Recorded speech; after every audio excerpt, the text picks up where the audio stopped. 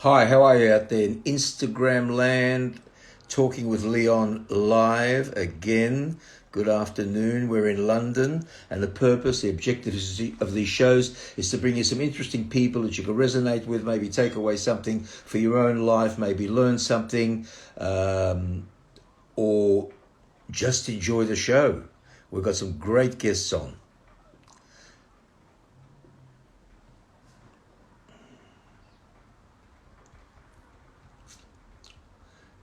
Coming, waiting for Joanna the healer at the moment. So let's see what happens. We're telling your followers that you'll start. Okay, good. I've lost my followers today because we had some technical glitches, but they'll be back. We have a lot of followers and they will be back. Sorry about this, but we're having some problems with Vancouver going live. Let's just see what's happening. Ah, my God, she's there. I'm waving to her. Hi. Oh, fantastic.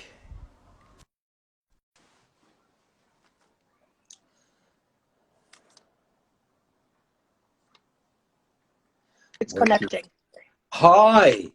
How are Hey, you? Finally, we I see think you. I'm You okay. know, what's that old boring? Now, the only thing is you are at the moment horizontal and I'm vertical. So we've got to get you horizontal and It's we're going to funny start because I'm chatting. This was with amazing. you. You've got If to you're go. the Can you no, turn it's your camera that way? no, but on my side, you're sided. I'm right. Oh my God. I'm not going to lie down, Joanna. Okay, hang on. Let me just see. If I See do what you can do. Because this, there if you I do go. this, oh, Look, there we first of all, go. I'm not going to say sorry to everybody out there because it's pointless. We got it together. How are you? I'm I'm, excellent. I'm Actually, very much looking forward to this. Yes, me too. But it's taken a little while. But we are, even though the live thing's not, we are. This will be videoed, so there'll be a lot of people looking at this, Joanna. First of all, let me before I introduce you, let me my own experience with you. I was a fan of Joe before the show, talking with Leon. I've been a fan of Joe, and I don't like to use that word fan. It sounds a bit celebrity. Let's say an admirer of Joanna, and followed her and asked her to be on the show, and she miraculously said yes. And we had a bit of a chat the other day, and we had some great energy. She said she felt like she'd run a marathon, and and it just sort of clicked. And Joanna, from what I know, is she's not an astrologer. She's not a tarot card reader. She relates to those nuances so she can explain to people. She's more or less a world healer, let me say, because it is Wow. she channels and she tries. I think that your can I say this for you? Your objectives are, if you could, to heal the world. Well, If you could. I'm gonna say, God, no, I don't want that responsibility. But what I will say Yeah. is essentially, I'm here to help you remember who you are. Right. And you are not your body, you're not your thoughts, you're not your emotion. So my job is to help remember, Okay. essentially. And I know you. I know. Let's talk about how you channel. How you're just a conduit Mm-hmm. for people out there. So conduit is a great word. Vessel is another word. Medium is another word. Uh, but in all honesty, we're all mediums. We're all vessels. We're all channelers. I hate to spoil the surprise. Right. It's just a matter of, do we believe it? Are we conscious of it? Are we aware of it? Do we trust it? And all the other thousand stories we have about it in our heads.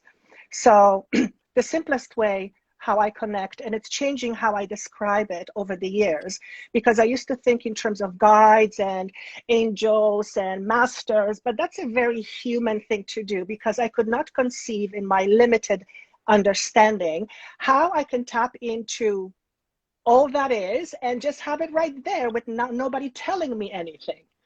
So I had to grow into my own awareness where the idea of guides and angels is I don't need that as much as I used to, but it's something that it took time to grow to. So what I'm trying to say in a very long way is we all have the ability to tap into it, whether we do it through guides, through angels, through cosmos, through whatever. We all have that innate ability. I mean, that's where we come from. That's who we are. Right. And how did you become, shall we say, blessed with this kind of energy, this kind of power? How did you, I mean, it's not something you go and purchase. It's something that happens. It's something that taps you up. You can't go and purchase, 3 pounds of, Right. healing. So Right. how did you come about? When did this happen? And how did it happen? And how did you become Joanna the healer? I'm trying to, they're showing me the trajectory of my life, and I'm trying to see how to fit it in less than 10 minutes. I will say it this way. It has and continues to be a journey of growth. So it's very hard for me to pinpoint where it began. But as I look back in my life now, which I wasn't aware of that before, I see things in my past that were clear indicators that there was something there. Okay. Right. But at that What time, age? At what age? so one of my earliest experiences was about the age of 5. And I talk about it often. 4 or 5, 5 or 6, somewhere around there. And I remember I was in the kitchen in Poland in the old country, and I don't know what I was doing, cleaning, I'm sure, because that's what my mother wanted me to do. And just by my expressions, you can probably judge there's a whole bunch of stories there. But anyway, I became very overcome. I became overcome by sadness. Is that the right way of saying it? Yeah. This sadness washed all over me. And I remember I had a broom in one hand and I had tears running down my face. And I remember to this as it was yesterday, I remember saying, God, why am I here? So didn't think of it. And then years and years later, like in my 30s and 40s, I thought, that memory came back and I thought, I just don't know if that's just a kid at 5 or 6 years old asks them that question. Like, I don't think it's just a normal thing. I mean, it could be. Yeah. Not So really. that, yeah. So that was one of the indicators. The other indicator was, again, as I look back, I remember my mom made a comment and it kind of stuck with me. And it was about the same age. We were walking somewhere and it was dark outside. And I remember I saw a needle in the dark. The moon somehow, the rays somehow connected, and I saw the needle. And I remember picking up the needle, and I remember my mom saying a comment to her friend. She says, our Joanna, she finds needles in the dark. Yeah. And when I thought about that statement, I just got chills when I said that. It was almost like a metaphor, because really what I do, my purpose, my passion in my life is to look for those needles. Right. And the needles that poke us, yeah, that are in the dark, are shadows. right. And So, what would you call those needles? Fear, insecurities, uncertainties, or how would you describe those needles in respect of emotions? so using this metaphor, I would connect that with fear. Okay. With fear.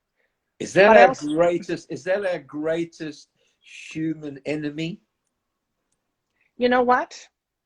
I will never say that fear is the enemy, because fear is essentially what helps us stay alive. So how can we think of fear, which is our friend, as an enemy? And one of my, apparently, things to help people understand is that when you push an aspect of yourself away or try to get rid of, but this aspect of you is inherently part of who you are, you're getting into a bad business deal.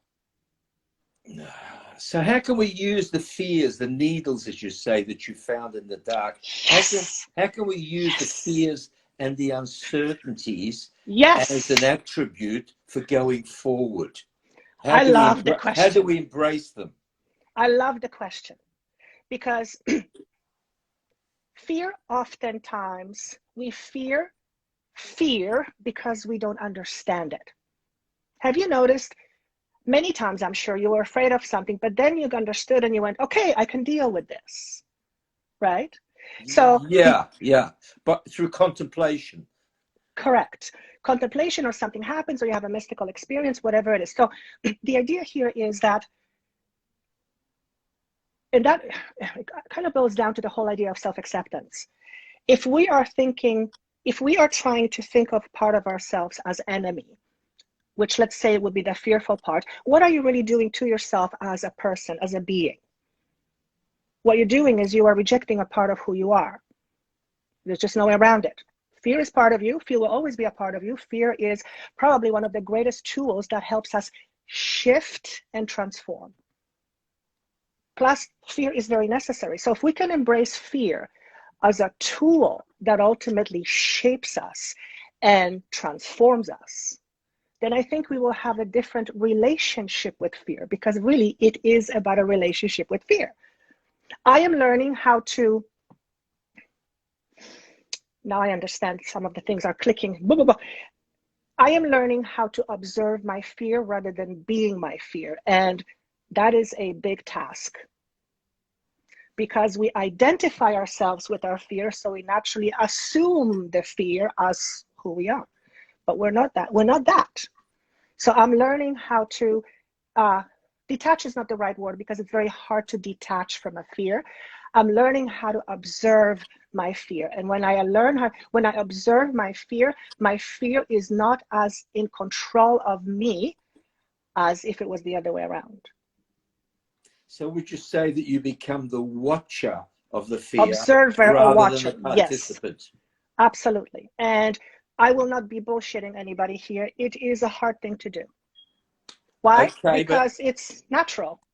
I'm going to challenge you to give us a few tools of the first thing that we need to change in us emotionally. The first thing we need to try and change in us emotionally to overcome fear. It will always be there, but in the knowingness of knowing how to deal with it, we have the opportunity to overcome it and create some certainty. Tell us, or tell the people out there, how we should engage in order to achieve that.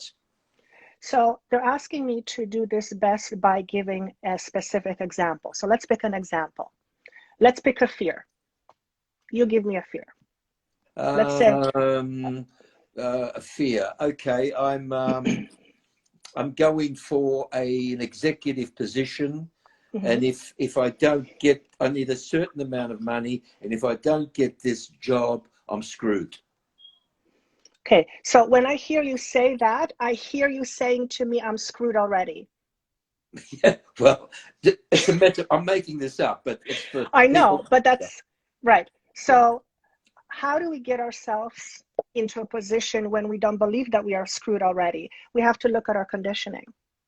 What's the dynamic within you that's making you ask yourself these questions, or that's asserting this thing that if you don't make this much money, then this and this is going to happen? What part of you believes what in order to have that conversation?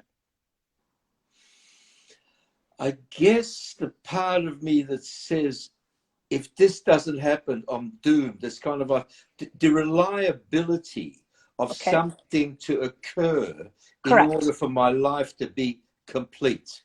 Correct. The reliability of something to occur in order for my life to be complete. So I love the example you're giving, because if we talk about the sense of completeness, as long as we think that we are not complete, we're screwed. Okay. So how can we feel complete without getting the job, the relationship, the house, the car, the whatever? How can we still feel complete and use that completeness to be the master of fear? Because what's happening is we're looking for those things to make us feel complete, but the actuality is the way it works is in the opposite direction.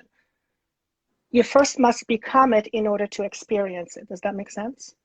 In other words, if richness is not part of who you are, you're not going to experience it, because it has to be in you. If you feel unworthy of richness, you're going to push that away. You cannot embody something you keep pushing away. So we have to look at what is driving the fear.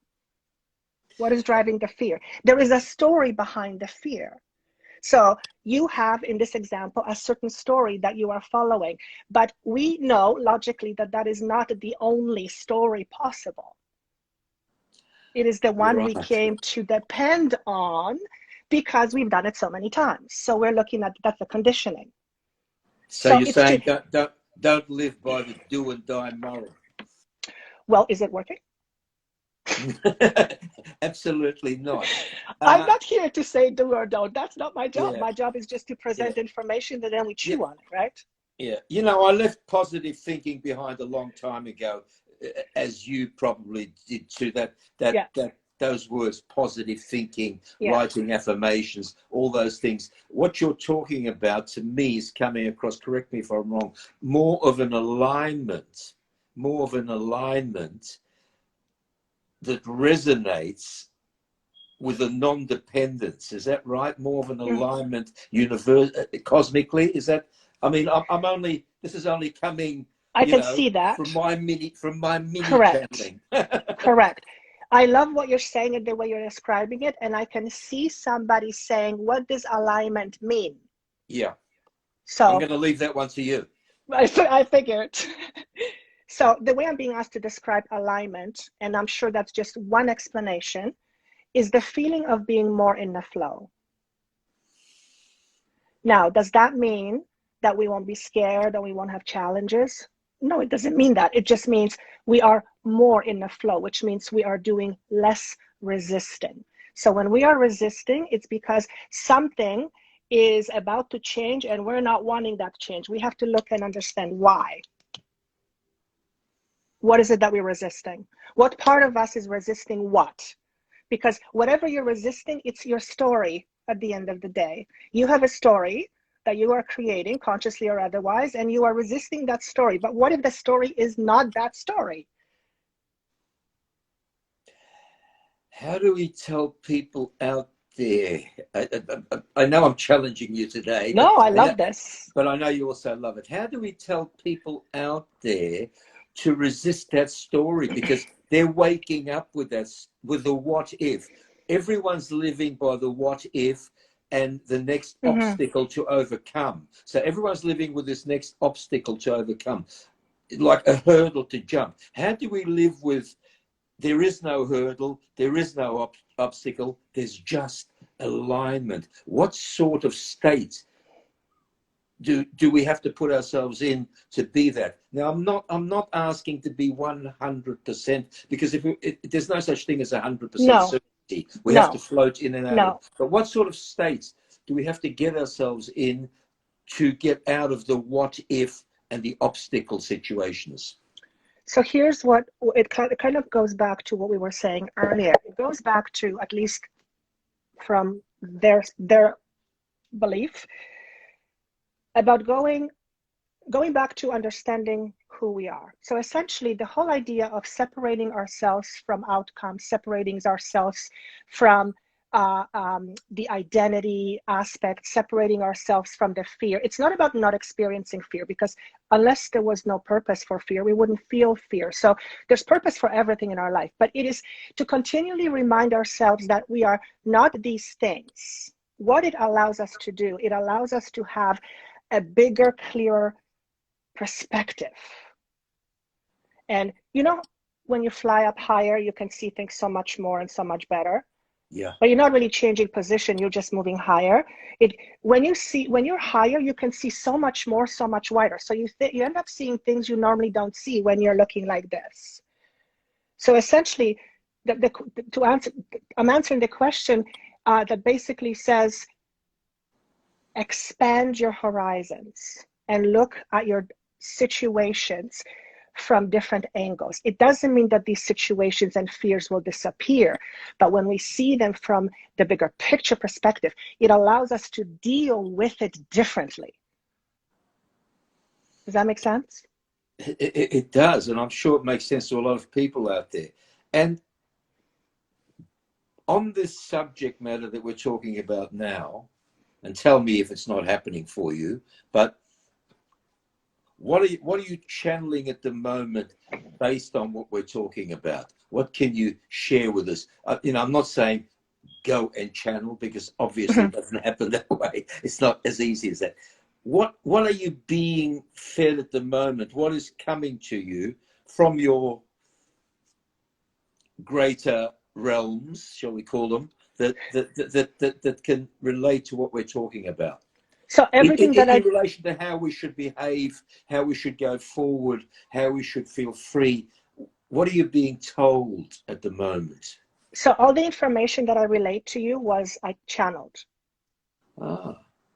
Yeah, so it wasn't me answering the question. Yeah. It was being answered, and I used my brain in order to help you understand it. Okay, so guys, Joanna is not using a script. And this is what you, nothing this here. is what, from the healing point of view, this is what you do one-on-one. This is what you do with groups of people. You help them have a better life. Hang on. I help them assume responsibility for their life. Okay. We assume, okay. So that they are in charge and not their fears.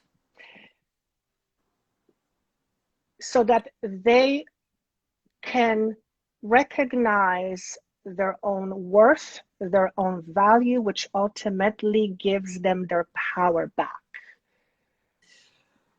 We've talked we've covered worth quite a bit, worthiness, worth, am I worth it? That seems to be like, that seems to crop up all the time with people, and that seems to be like the Achilles heel for not going forward. The worthiness, overcoming, knowing that we are worthy, that we all deserve, and that the universe wants to give us everything, and in some ways we reject it. Is that correct?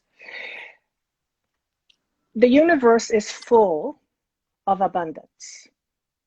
And I actually had let's call it a mystical experience, where this wave of energy overcame me, and I realized everything I ever want is all around me. And I know it sounds absolutely silly when I say it this way, but I'm telling you, in that state, I knew with everything that I am, that everything is around me, and my job is to bring it into my reality, and that's where my beliefs come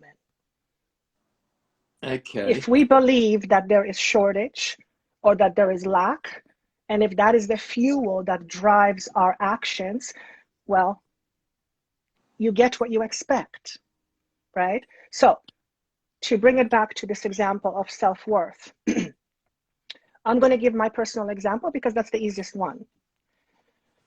Typical, I'm sure, for many people growing up, where you have parents who, because of their unworthiness, care for you in a way that makes you feel unworthy, not because they necessarily deemed you unworthy, but because through their actions or inactions, you felt unworthy. That feeling has stuck with me. And to this day, I almost said battle with it, but I'm not going to say battle with it, because if I said battle with it, then that tells you that I'm thinking this is an enemy. It's not. It's part of me that I needed to learn how to overcome. And the reason for that is so that I can talk about it. Because if I'm just talking shit out of my head, excuse my French, then I don't know what the hell I'm talking about. Yeah.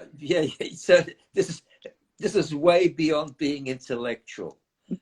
This is I got that. I don't even need to question that, and I hope everyone else got that. I love that. If you're talking from shit from your, got that. We touched on vulnerability. If you want to touch on that, people don't want to.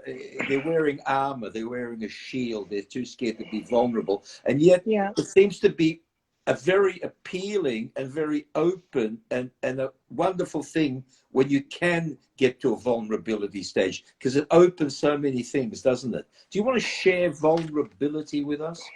Absolutely. One of the things that I was told 2 years ago by my team, which basically essentially changes a lot lately, is that my vulnerability is ultimately my strength.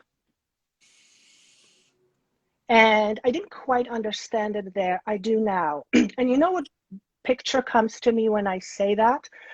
And whether people are pro or against Obama, I remember this was like wired in my brain.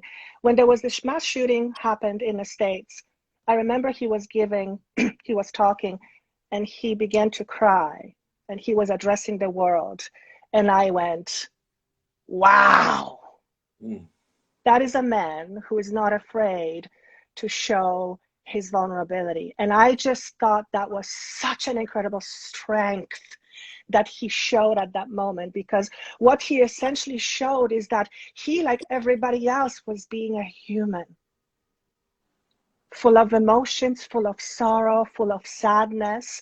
And just because he's wearing a certain hat does not exclude him from being who he is. And he, at the end of the day, is like you and I, a being who embodies a physical body for their own self-expansion. So when we can look at our vulnerabilities as ways of actually getting stronger, I feel that we will reject our vulnerabilities less and less. And if you think about it, what do we do with anything we don't like, including vulnerabilities? Do we embrace it, or do we want to push it away? I'll tell you what it is for me. I want to push it away. Right? Yeah. Yeah. But that's pushing away an aspect of you again, right? We have to accept that part of us. Only from the space of love and acceptance can you create change that will fundamentally change over time and stay changed. Does that make sense? It does, you know, and it brings me to the 4-letter word, love. Makes my heart fuzzy. Yeah, that word, that, you know, people are kind of scared of even saying that word, you know, and that sort of extends from vulnerability too. I suppose, is a vulnerable person an easier person to love? Is that a fair thing to say? Or, you know, someone that's vulnerable, that's open, that is not wearing any armor, are they more open to be loved? Obviously, they're giving more love, but, you know, is it uncomfortable? I would concur with that. If someone who is willing to be vulnerable is, okay, thank you. Someone who is willing to be more vulnerable is someone who is willing to be authentic. So it is a lot easier to be with an authentic person, yes. Okay. I'm going to ask you a tricky one here, and I may be wrong. Has that authenticity and all those things we spoke about, is that going to move a person through life with a little bit more ease and a little bit less fear and a little bit more positivity without relying on things?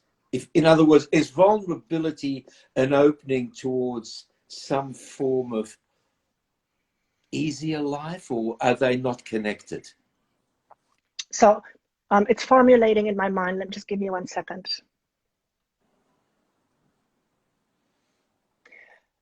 Accepting your vulnerability allows you to accept yourself more fully. When you live life from a space like that, you enjoy life more fully. So you're not always depending on those things. So you're not always depending on those things, and you don't make those things mistakenly you, because you're not those things. And you're getting out of your own way more, which probably means that that what you're desiring has a clearer path of coming to you. I'm going to word it differently. Okay. Although I'm concurring exactly with what you said. A person who is allowing themselves to be vulnerable is one who takes more chances at life. Ooh, I love that one. Right? I love that is one. Someone who takes more risks. Because let's face it, you know, no one wants to take a risk knowingly that it's going to fail. Generally, we don't do that anyway. No. Right? But we always fear, what if we fail? What if we don't? So the vulnerability is, I almost want to say,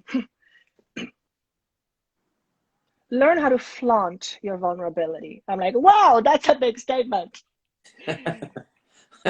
When you can learn how to flaunt your vulnerability, like you flaunt something you are proud of, then you've come out on the other end. So when you're opening yourself, the risk, when you're talking about the word risk, you're talking about opening yourself up, opening your heart, being real, being genuine, and all those things, which will probably align you more with the reality of that endlessness. I know I'm being I very get it. cryptic now. I get it. I see it as a vision. It's like vulnerability allows you to assume your greatness. Love it. Woo! I love when they Right, talk like right. that. That's the keeper. Assume your Yeah. greatness. Wow. Yes. So, yeah. Gee. And that's hard for most people because from the moment we are born, we are told who we're not, who we're supposed to be, who we should be, and usually there is no malice around it. It's just part of being a human. But essentially, from the day we are born, we are told we are not this or we are not that. So we have to basically form into certain social standards, right? It's just the way it is. And most of the people I work with have an fundamental issue of not belonging, not feeling worthy or valuable, and fearing of not being loved. All those things, all those three things are things that have to be owned within ourselves first. We need to own ourselves. We need to see our value. We need to learn how to love ourselves. And I will use a different word because sometimes when somebody hears love yourself, they want to throw up. I used to think that way too because it was completely oppositional to what I was feeling inside. So you can substitute the word acceptance, right? Accepting your vulnerability as a tool that ultimately strengthens the core of who you are is a beautiful thing. I love it, and I hope everyone out there, I'm aware of the time. I know we had a sort of, Joanna, it's been more than a pleasure from Vancouver, all the way from Vancouver. I really enjoyed I, this.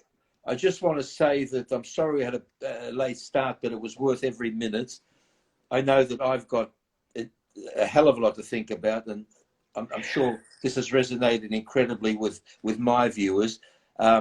We can find you on YouTube on Joanna the Healer. We can find you on Facebook. We can find you on Instagram. Right. People can ask questions. Right. They can have private sessions with you. Correct. They can email you. You're very available to people. And it's obvious that you absolutely are in love with what you're doing. And that comes across totally I love that. vulnerably. I love that. Yeah. Because that's my drug of choice. No, it really does. And I think, if we could all be this fortunate, and as you say, everyone can do it, everyone can be a healer, but if we could all be as fortunate as to step into that joy that you've stepped into, because that's what it's coming across like, it's joy. And I don't think you can do anything. I think if you start the day with joy, and I'm not a healer, so I'm not giving any advice, it's not a bad way to start the day, because then you can really align yourself. So if you start up, you can only go up. Here's what I'd like to share, if I may, if you've got a few minutes. You got a few minutes? Okay. I'll make a few minutes for you. When you wake up every morning and make one of your first thoughts a decision that your day will be joyful and you will be happy, then that is your expectation. When you learn to do that every single day, that's essentially brainwashing your brain with a good thing. It becomes part of the norm. It becomes part of your expectation. There are days now, and I've only been doing it for probably about 2 years. Every morning I wake up, the first thing I say is thank you. Thank you for this day. Thank you, spirit guides, angels, whoever I work with, blah, blah, blah, all that stuff. And today I manifest day of joy, of whatever words come to me. But it's like I'm priming myself for the day. Now, does that mean that every single day I have no challenges? Clearly not. Clearly not. But it shifts my energy from the start. So it's like you're conditioning your mind and your body to respond in a certain way according to your expectations. And we all have expectations, and majority of the expectations we think we have, they're deeper expectations, right? I promise you that's what I'm getting up with tomorrow, and I hope a lot of people out there watching will do the same. Joanna the Healer, and she's on all platforms. Under that, she's on Facebook, Instagram. You can get in touch with her. Thank you very, very much. Thank you so much. Thank you. Very Lots much of enjoyed love. it. Take care. And I know that we'll be talking again. I hope so. Okay. Take Take care, care. Joanna. Bye. Bye-bye.